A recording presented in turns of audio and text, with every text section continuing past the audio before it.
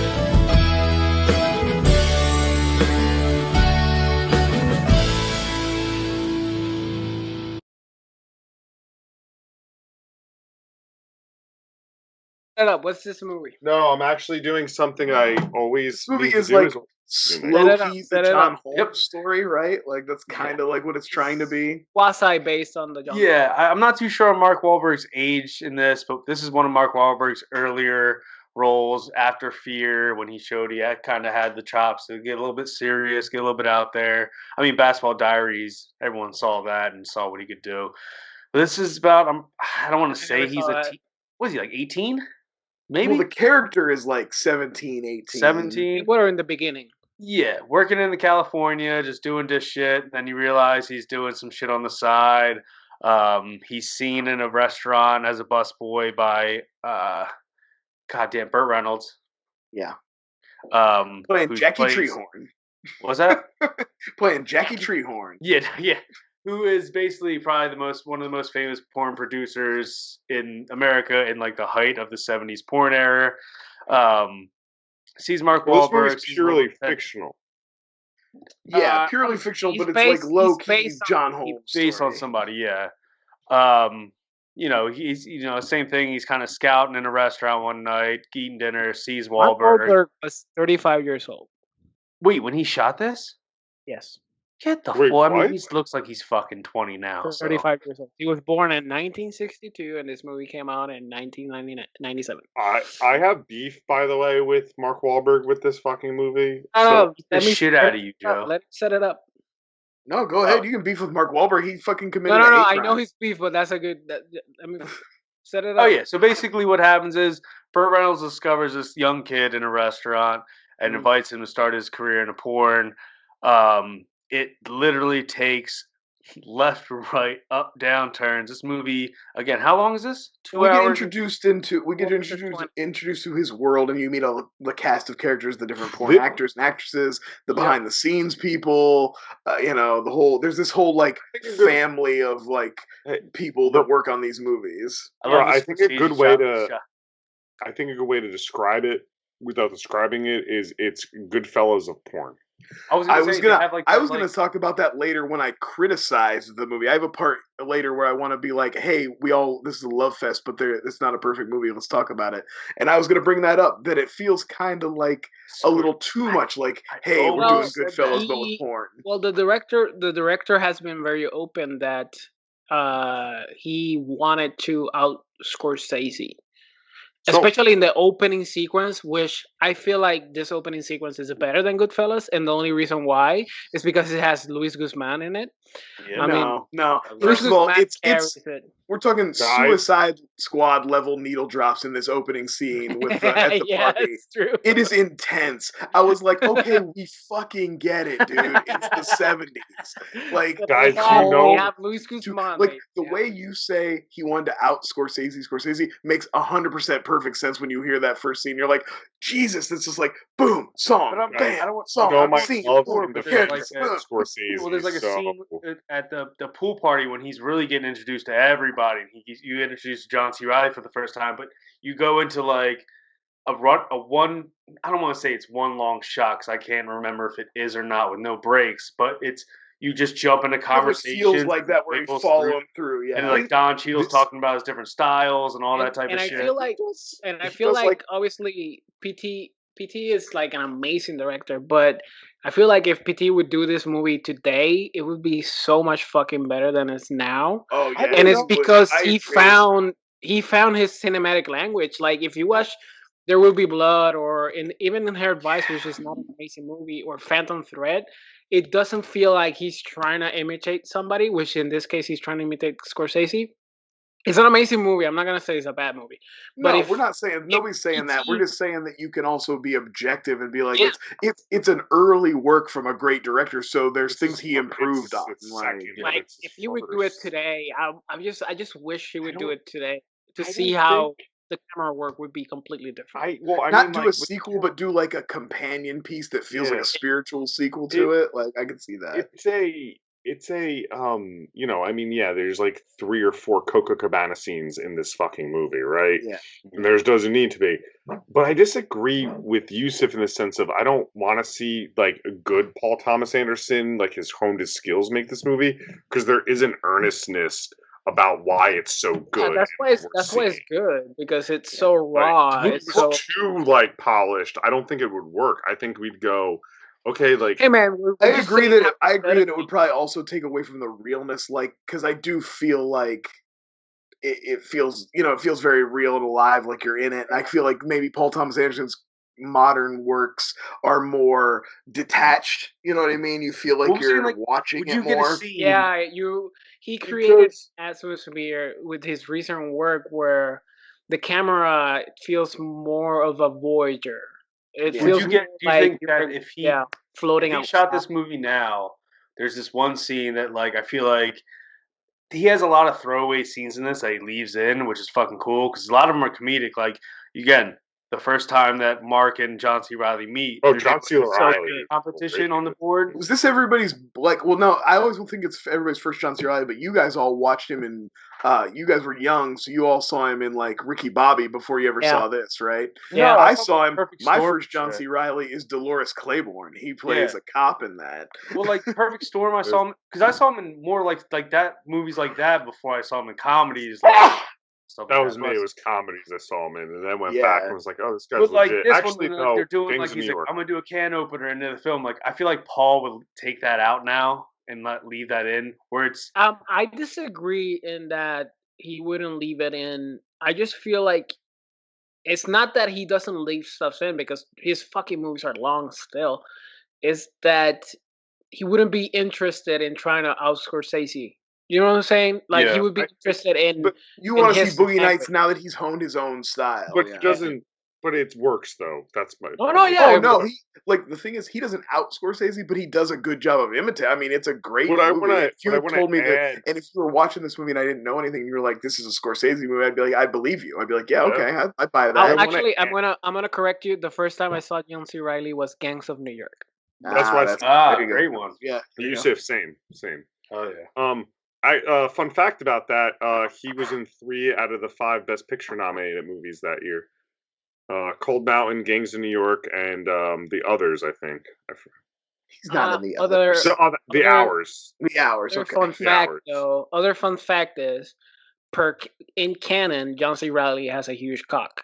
Because he's a porn actor. Yeah, I mean, he has to at least be packing. And so what I want to also say while we're having this little debate about it is, I also don't think a older PT would aggressively go after Burt Reynolds to be Burt Reynolds denounced this movie before he died. And that's not a fan. That bums me out. He was so good in it too. He's incredible in it. He's so good. There's no actor.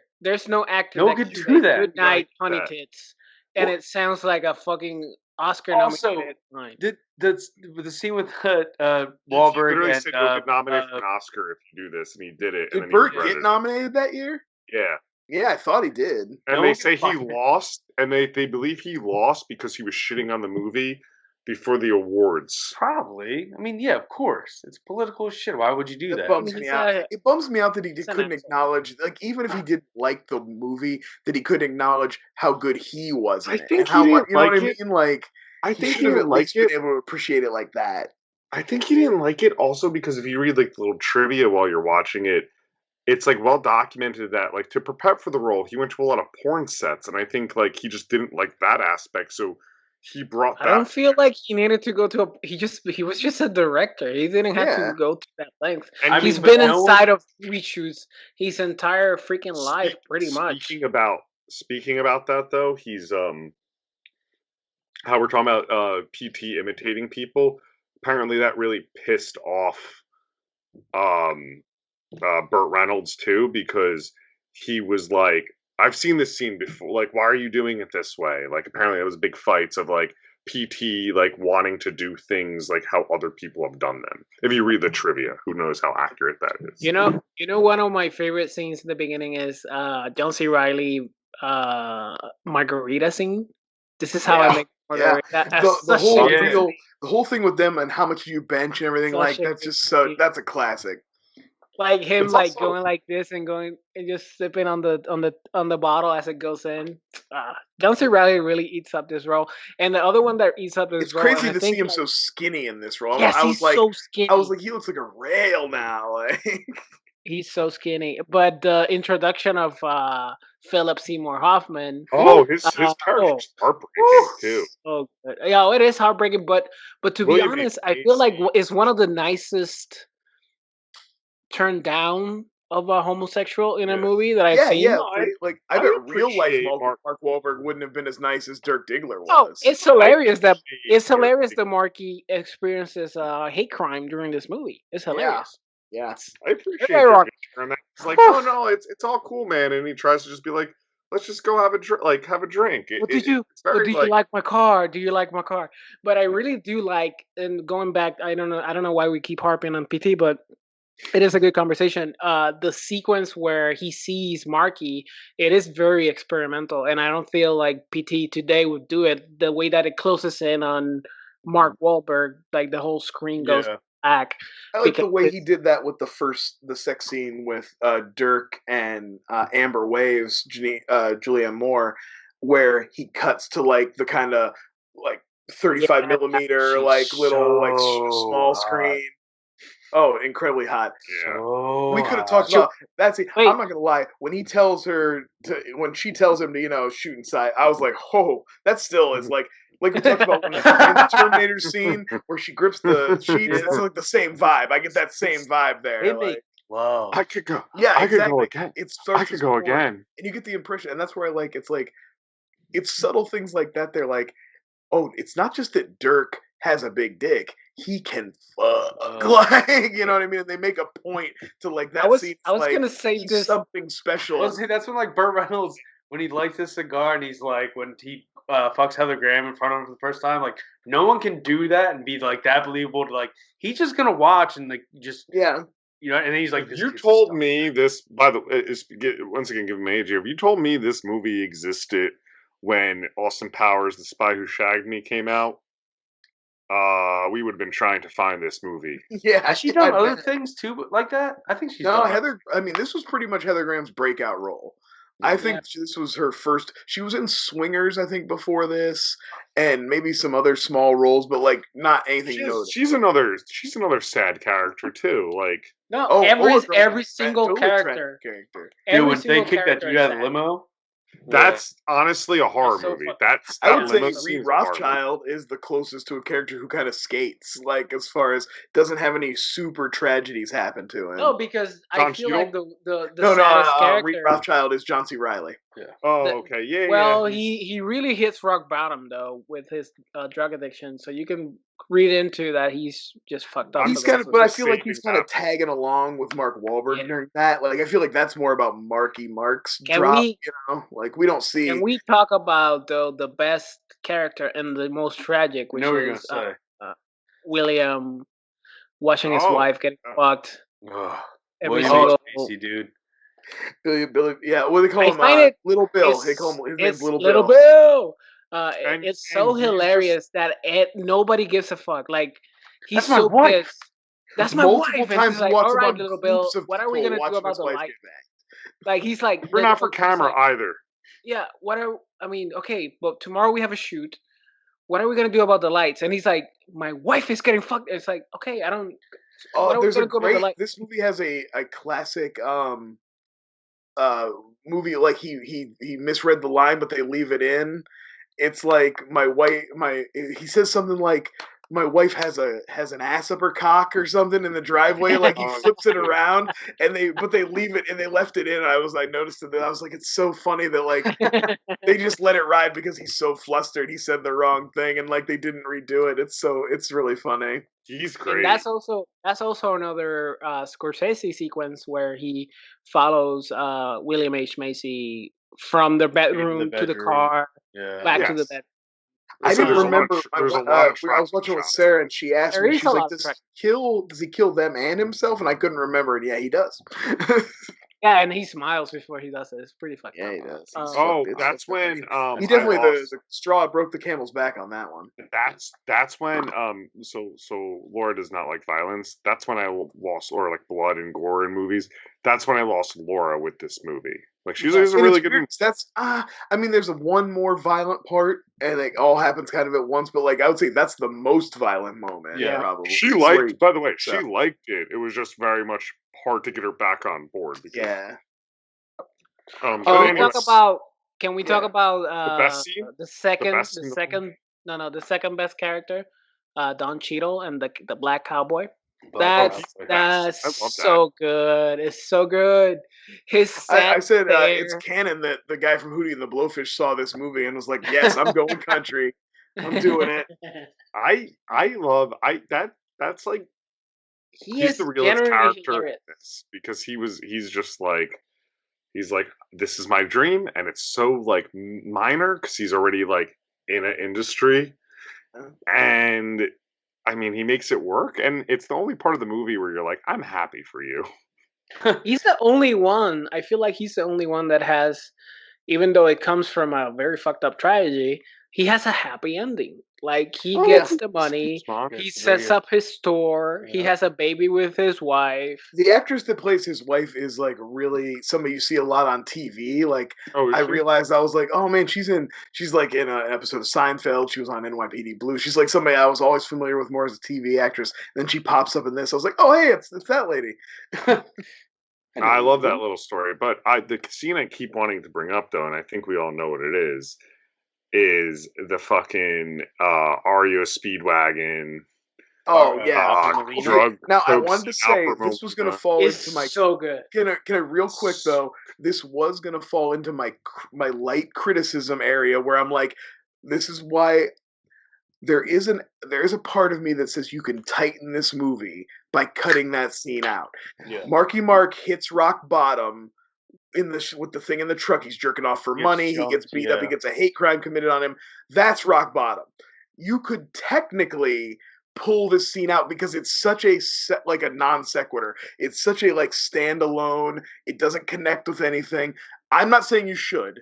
I think the scene is incredible, and it like to lose Alfred Molina would be to like give this movie a fucking Alfred Molina in a speedo. Like it's Alfred Molina comes into this movie at like 4/5 of the way through this movie, and it absolutely steals the whole thing. Like that's my favorite. Like I could watch that. I might watch that scene on YouTube after this. Alfred Molina. Where I'm watching it, and I'm like, okay, but in all reality, like we've kind of told the story and we've hit the rock bottom. What are we saying with this scene?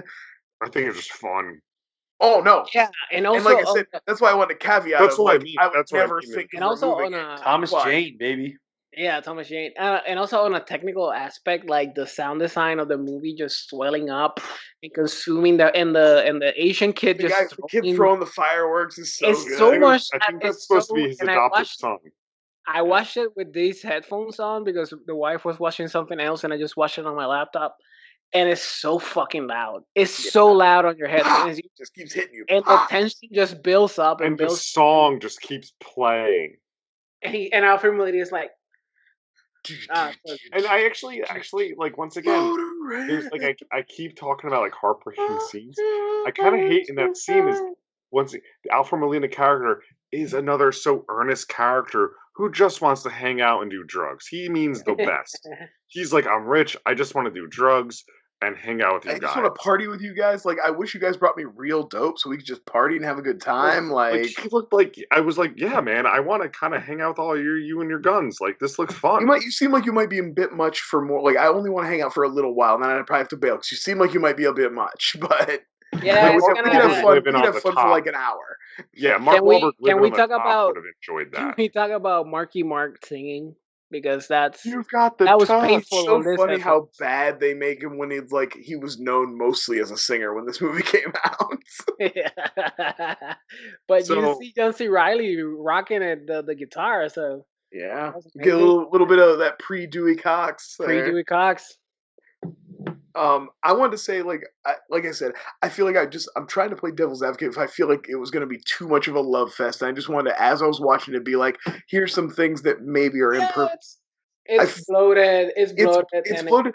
And it's not, the characters are all awesome, but there's a couple like character arcs that I feel are really kind of rushed and a little thin. Like Amber Waves, the stuff where like she only makes that one attempt to go back and get her kid, and it's like we just saw her getting coked out like the last scene. Like they didn't even make an attempt to make it seem like she was trying to clean herself up for that, and it kind of like she's so ill prepared and stuff. That kind of felt a little bit throwaway. And also I honestly would have cut out. Roller Girl's arc is really good, though. Yeah, it is. I would have cut out the hate crime and left the drug deal as his bottom.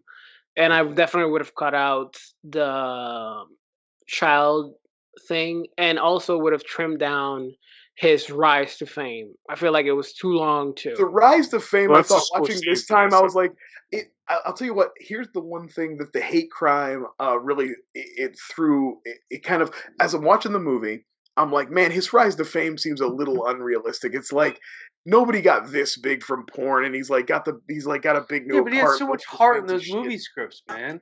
But then I like the idea of like when he's at his low point and he's yanking his crank for money, and he has the guy's like, you know who I am, and the guy has no idea who he is. I like that contrast of like you were only big in your tiny little world. You were a big fish in a small pond, and you made more money than you ever had seen in a year, but you spent literally all of it furnishing that apartment. Like literally, when he loses his job and he's at his low point, you don't see him going back to his fancy apartment. He's like hanging out with Tom Jane and John C. Reilly at some little shithole. And it also harpers back. It also harpers back to when we actually meet him, where he says like $10 for me to whack off. Oh yeah. So he essentially ends only slightly for. Ends up, it ends up. Man, back his mom's in the a horrible cunt, though, right? Oh man. Oh yeah. Rough. I think my one like scene I guess I'd cut or something and cut back on too. And I know this is part of the plot, but I always gets wasted. Is the guys trying to cut out Jackie? That whole those guys trying to push in and bring the new kids in. I feel like that never works. That has as much impact as it should. The only thing that pays that off is later when the colonel gets busted. Then you see that Burt Reynolds has had to resort to the other guy and like had to lower his standards. Oh. And I feel like that like it plays in there. But I agree that like it kind of in that sequence paying attention to get all that. You know what I mean? Like I'm not too. Yeah, I guess what I'm saying is I'm not too invested yet in the inner workings of how their like business works actually. And that sequence is I didn't need to know like I it's guess so fucked up though. I'm talking now. Fine.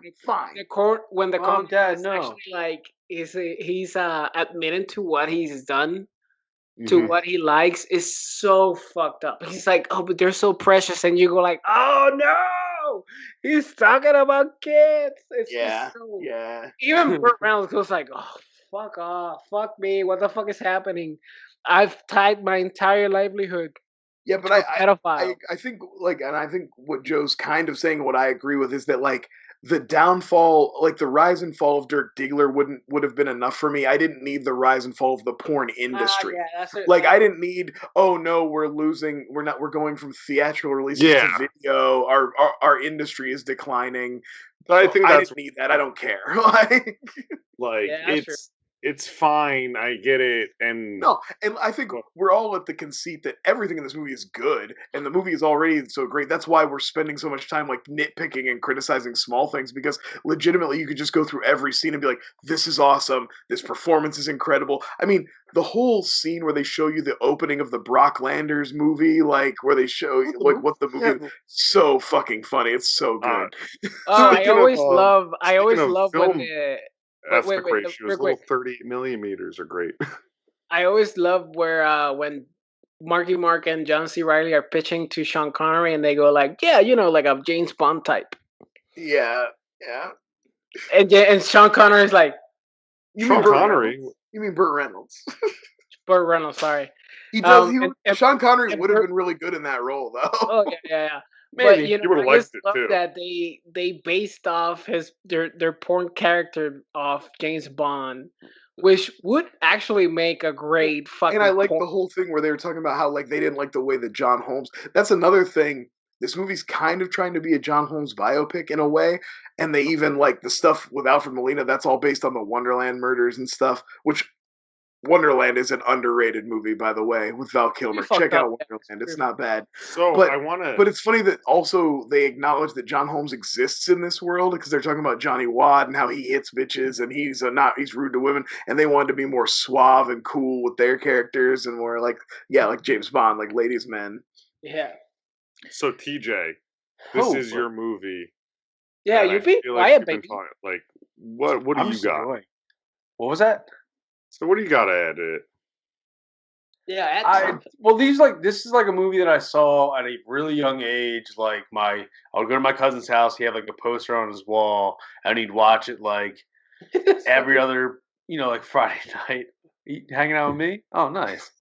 But like, I mean, I enjoy this movie a lot, but I do have some like, I don't know, like.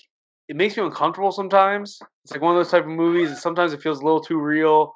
Sure. It kind of makes you feel uncomfortable, like the Julianne Moore thing with the daughter and stuff like that. Oh yeah, fully. Yeah, but then they also, like you said, the scene where she basically forces Mark. She tells Mark Wahlberg she loves him and that he's her son. Then she forces him to do cocaine, and then she makes out with him. It's like very uncomfortable. Shit like that, and then there's like the comedic aspect of it, where like. I would watch a Mark Wahlberg, John C. Reilly. Like, I would love for them to like get back together and do something. Can I bring up you mentioned Mark Wahlberg again, who I feel like we have not talked about enough in this movie. This is his best movie. This is no. Can I bring up my beef with him? Shot, no question. I feel like they took your advice, TJ, and they did that, but they made him with Will Ferrell instead of with John C. Reilly. Yeah, because they've had like 4 or 5 Mark Wahlberg. But then they did the Mark. What? Yeah, exactly. Which is a great Will Ferrell. The other guys, Mark Wahlberg and Will Ferrell, they're actually together. That movie's fine. It's a little too long for a comedy. Yes, it's bloated. No, my beef with Mark Wahlberg. In this movie, not in the movie, like specifically, it's just Mark Wahlberg, is that recently, maybe the last 10 years or so, when his kids were a little young, he came out and said, yeah, I wish I never did that movie.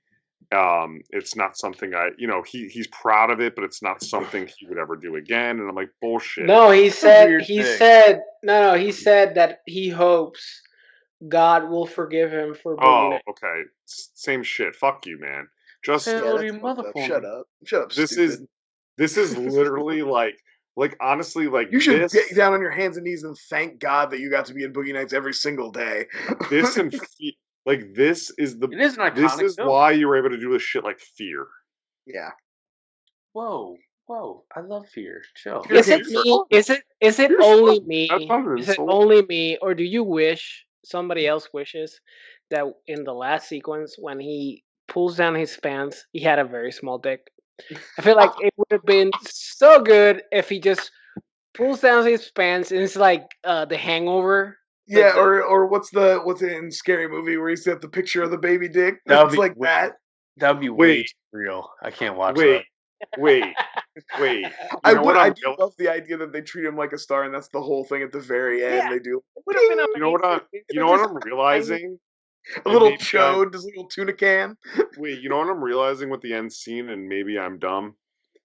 We're talking about Stacey and the comparisons. that's literally just like the ending of Raging Bull.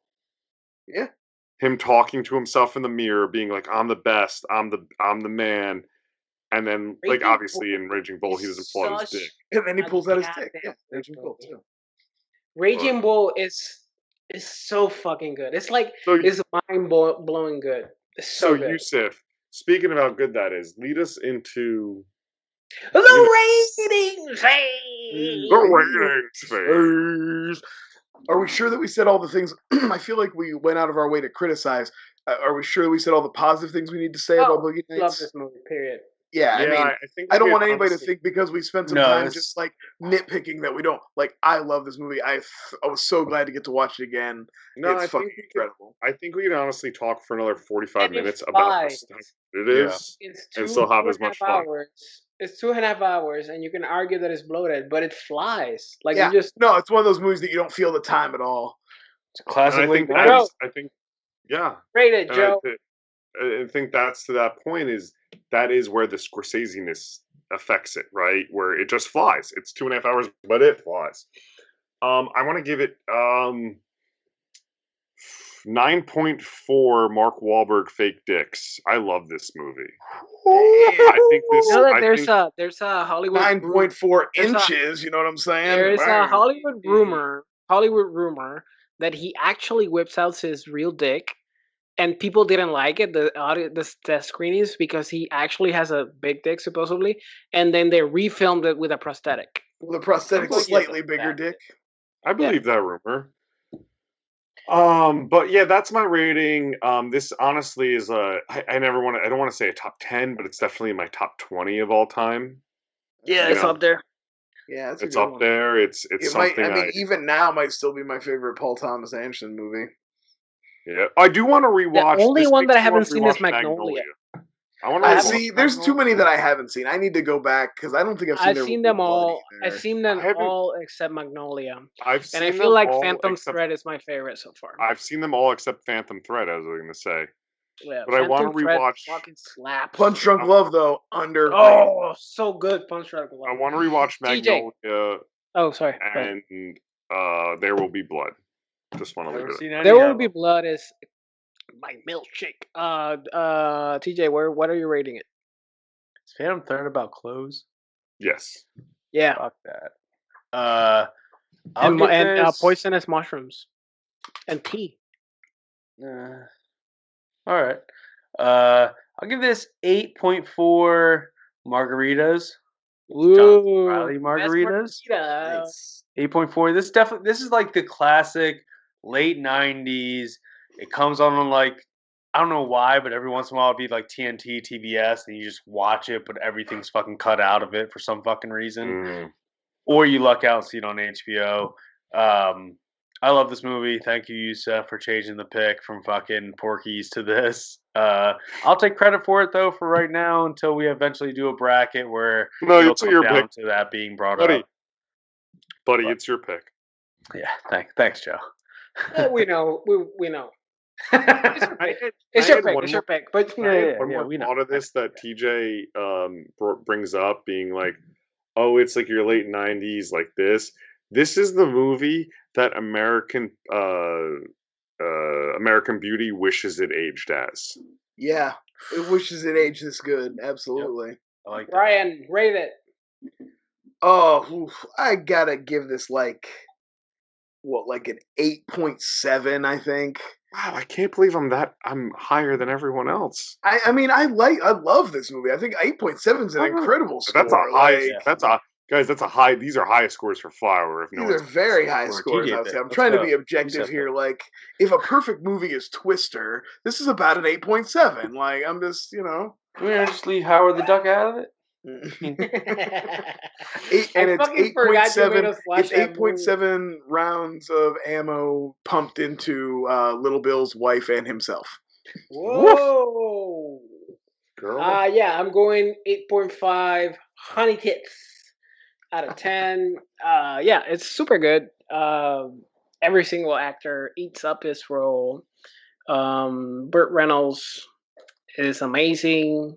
I feel like the weakest link is Marky, and even Marky is the best. It's his best. performance ever. Yeah.